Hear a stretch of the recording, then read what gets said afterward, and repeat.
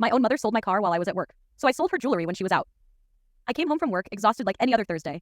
As I walked toward the driveway, I stopped. My car wasn't there. At first, I thought I'd parked it somewhere else, maybe around the corner.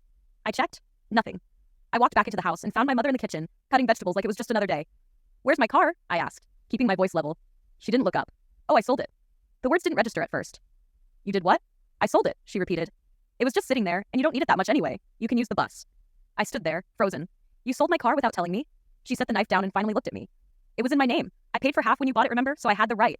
That wasn't true. She helped with the down payment, but the car was registered to me. All the monthly payments, gas, insurance, I paid it all. She knew that.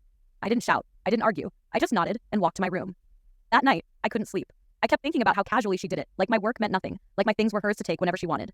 The next day, she left in the late morning to visit her sister. I waited half an hour after she left. Then I walked into her room. I opened the drawer where she kept her jewelry. Everything was still there. Gold chains, bangles, earrings, rings.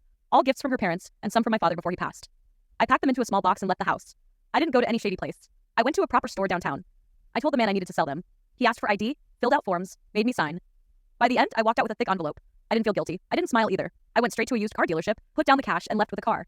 Not as good as the one she sold, but mine, paid in full. When she came home and opened her drawer, I was in the kitchen. She walked in 5 minutes later. "You took my jewelry," she said, her face pale. "Yes," I replied. Her hands shook. "How could you?" I stared at her, calm.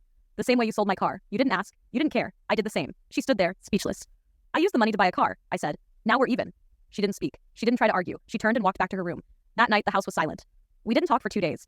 Then she asked me to help her carry a box from the attic. Like nothing had happened. We never spoke about it again. But after that day, she never touched anything of mine without asking.